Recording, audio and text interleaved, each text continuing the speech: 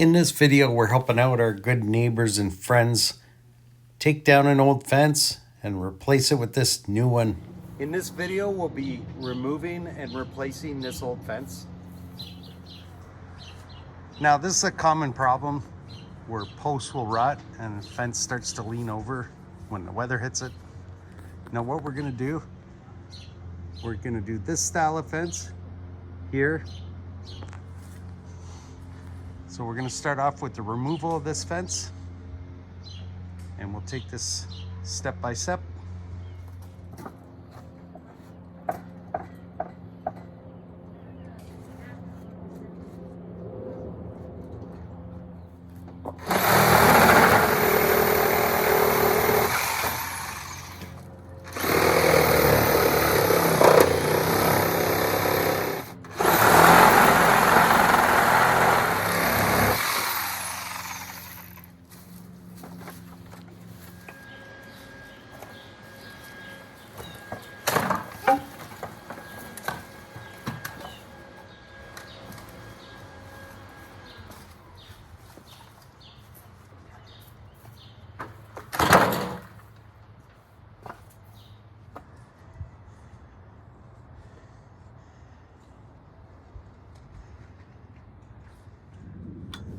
There was this large vine that was intertwined with the fence in so many places.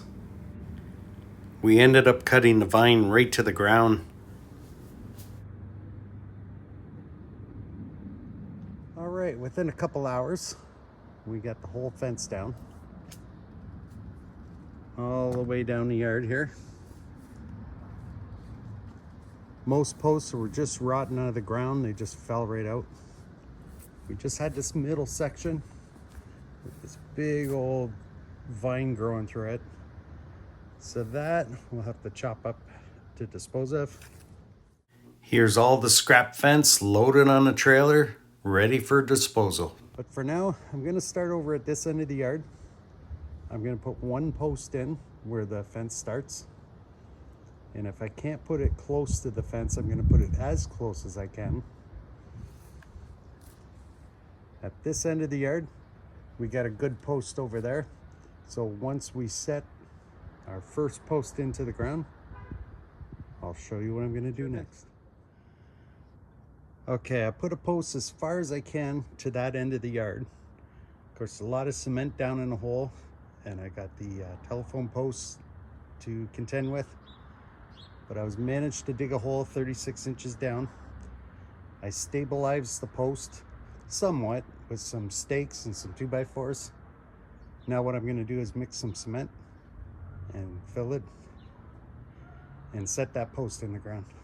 You can see I got a bit of a distance from the side fence to there, and we'll deal with that after. Okay, I got one post cemented in there.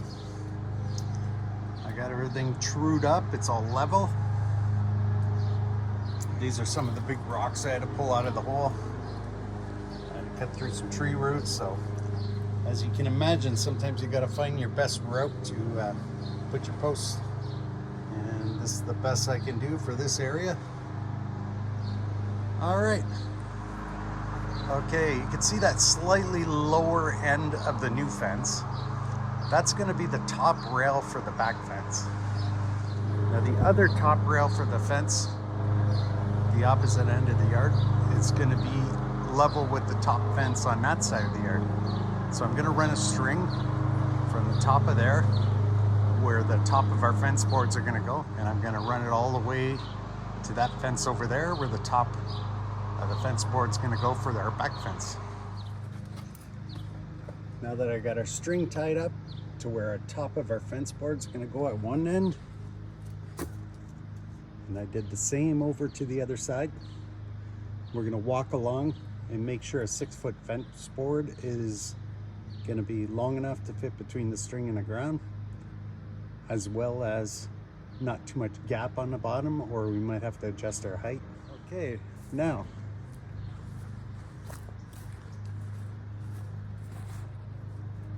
working from one end of the yard to the other, we're now going to determine where post number 2 is going to go.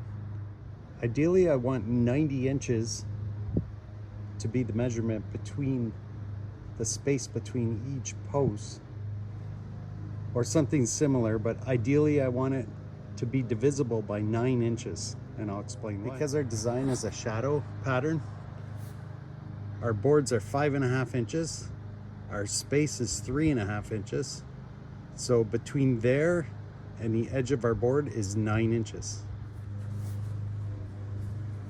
See, ideally you want your board to start, then your 3.5 inch, then your board, then your 3.5 inch. And then hopefully you end up with a 3.5 inch space, which would be ideal.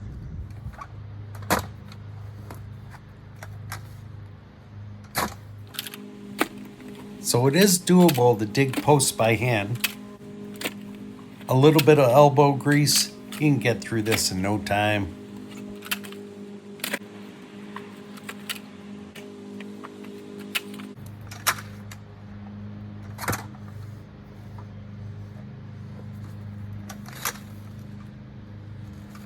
Okay, so far I got 4 posts in and cemented down.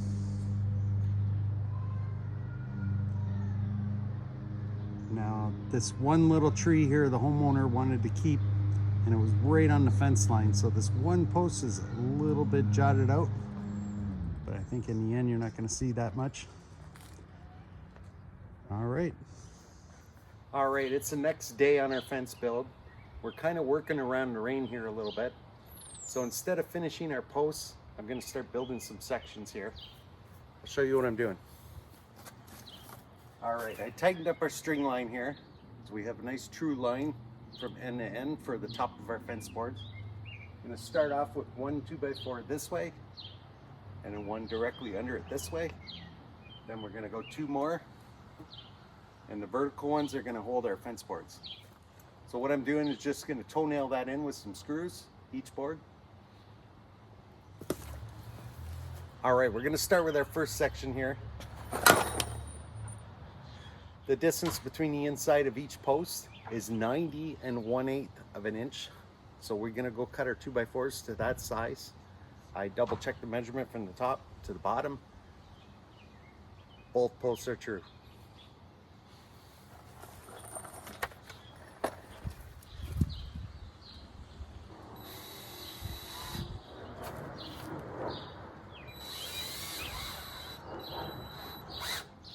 Okay, I'll do the same thing at this end. Okay, now we'll put our vertical one in. Now I just want to even the space from side to side here. Get it somewhat vertical. Now I'm using like a number 10, 3.5 inch screw. I'm just going to use one of these at the top. I'm going to toenail that at the bottom of this.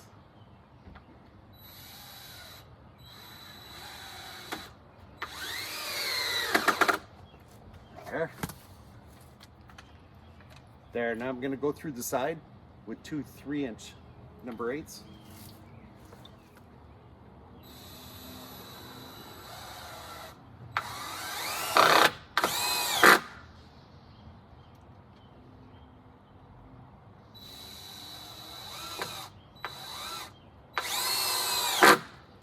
Now do the same thing for the other side. And then we're going to work our way, these 2 boards, they're just going to have 2 screws on each side, number 8s, 3-inch. Okay, because we're kind of mimicking this fence, I want to use the same distance between my 2x4s, which is 27 inches.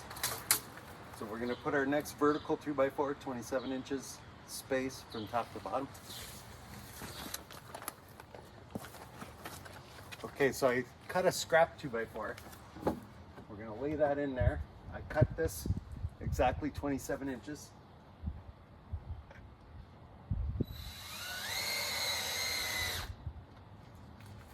Now next 2x4. I'm going to lay in here like that, right up against our little board that we just made.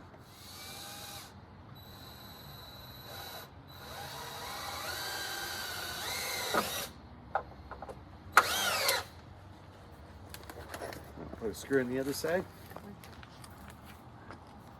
Okay, now if I check our spacing, our bottom board to the middle board to bottom is the same spacing, so we'll use the same board.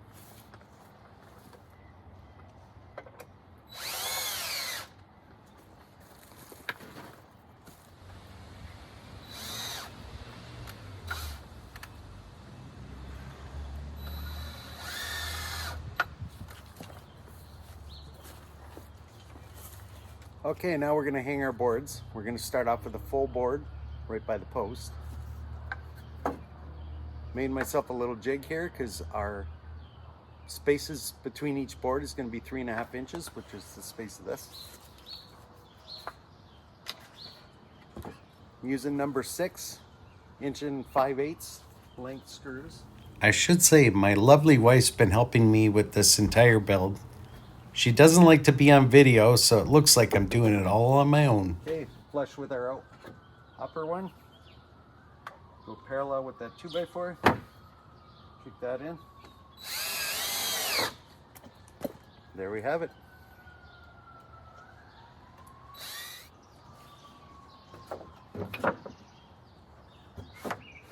Pull down.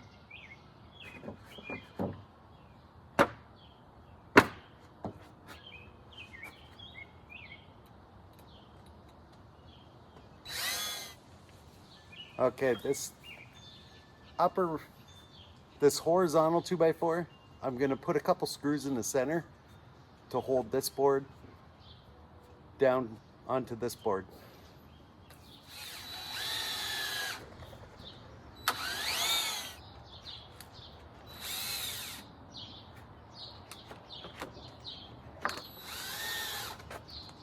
All right, we got one section completely done here. Now,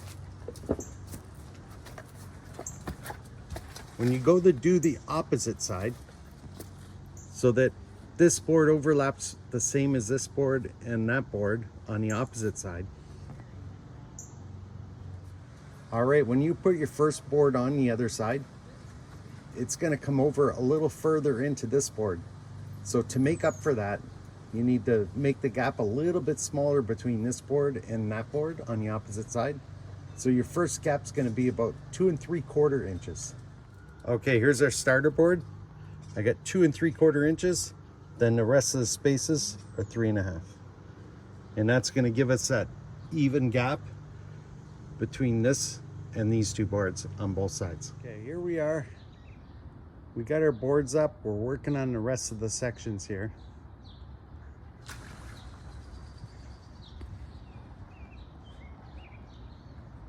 Now, like I was saying, on that section, we were 90 inches. When we did the boards on the opposite side, that first spacing, I did 2 3/4. Now we had to adjust that spacing depending on what your length is. This was 89 inches, so we had to make that spacing just slightly smaller. So keep that in mind when you want the overlap of the boards to be the same measurement from both sides. You're gonna adjust that one gap when you go to do the opposite side. All right, here we have it. This is as far as we got today. Still got 3 more posts to do, and then 4 more sections. The rain really knocked us back here today, so.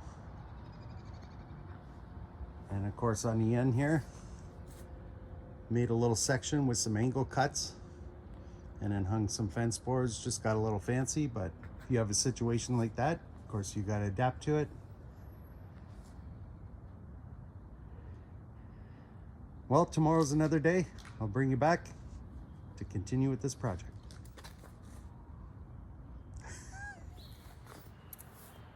All right, day 3. Weather looks like it's going to be really good today. Got 3 more posts to dig. We're going to finish off this fence. Here I'm just measuring over from our last post. Going over, ideally going 90 inches, but I can go 81 or... I ended up going 81 inches here because the one base of the cedar was right at 90 inches and I didn't want to disturb the roots. So I just marked the ground around where I'm going to dig. Just eyeballing that I'm going to line up with that upper line down on the ground.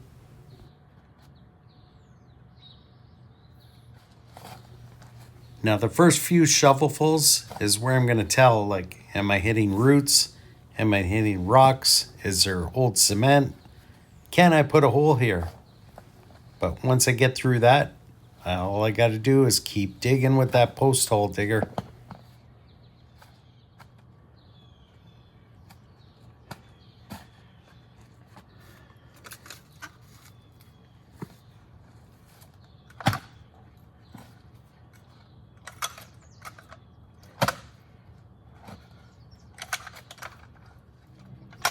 Here we have it, once again achieving that great depth. Here's where I'm going to lower that pole down into the ground.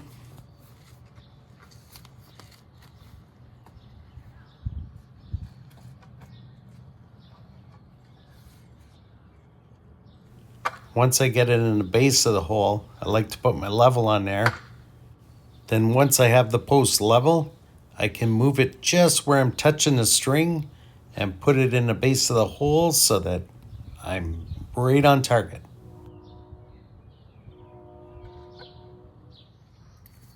Now here I'm just gonna lightly brace the post with a couple pieces of wood. That way when I pour my cement, I can start leveling this up.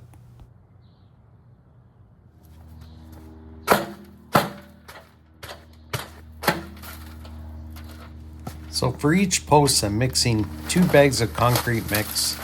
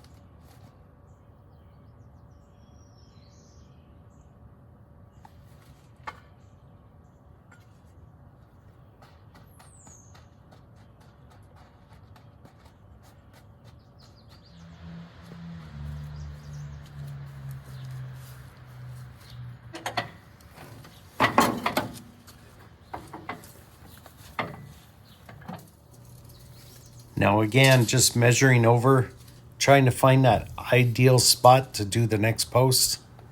And again, digging down, try to get through some of those rocks and roots or whatever I'm gonna find. Once again, lowering my post into the hole.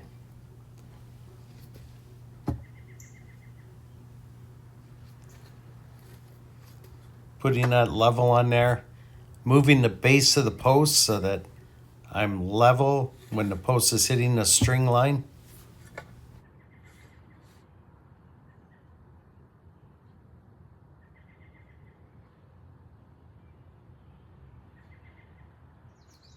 Once again, bracing the post with a couple of scrap pieces of wood.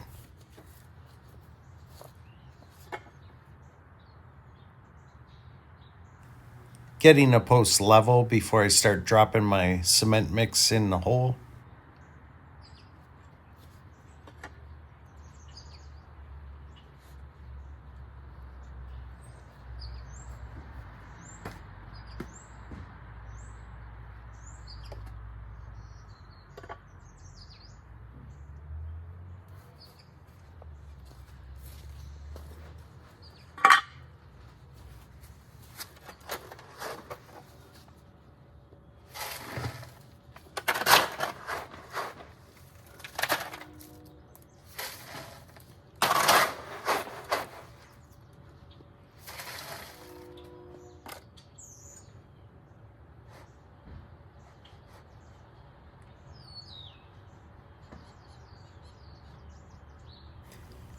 Once I get the hole about half filled with cement, I start checking for level again and kind of tweaking things, making sure all the cement's falling down the hole.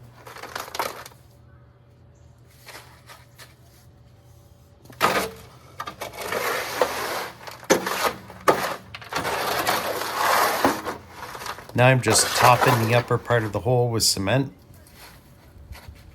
I like to tap it down with my foot as I get it nice and level, making sure the water sheds down the cement away from the post.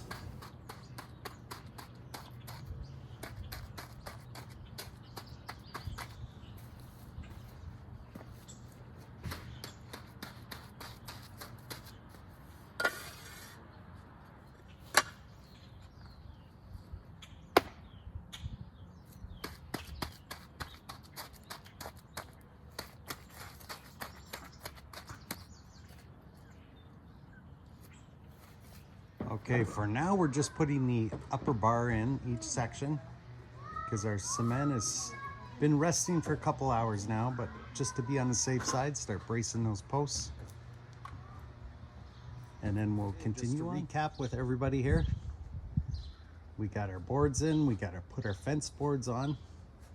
We did the last section over there. We're just saving one more section so that when we're done, I'll be able to escape. So we'll finish that up and I'll check back with you in a bit. All right. We now have the whole fence completed. We're gonna go cut the height of these and cap off the posts, similar to the other fence. Action. I'm just marking approximate where I want to cut for our cap. There is some forgiveness when you go to put these caps on.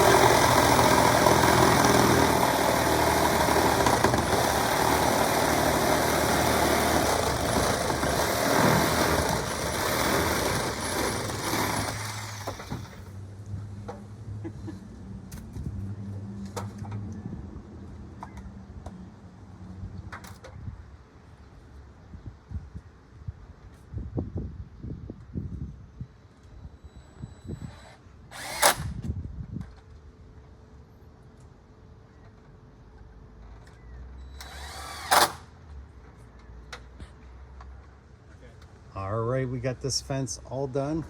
All our caps are put on. All right, I'd like to thank our neighbor friends for allowing us to do this project. They were great people to work with, and we really enjoyed doing this project with them. This sure gave the backyard a nice backdrop, and we especially liked doing this little corner. It turned out so nice. All right, this was a nice little project. Came together quite nicely. Hopefully this helps you if you're doing a project where you're taking down an old fence, putting up something new, and do something similar to this. I'll see you on the next one.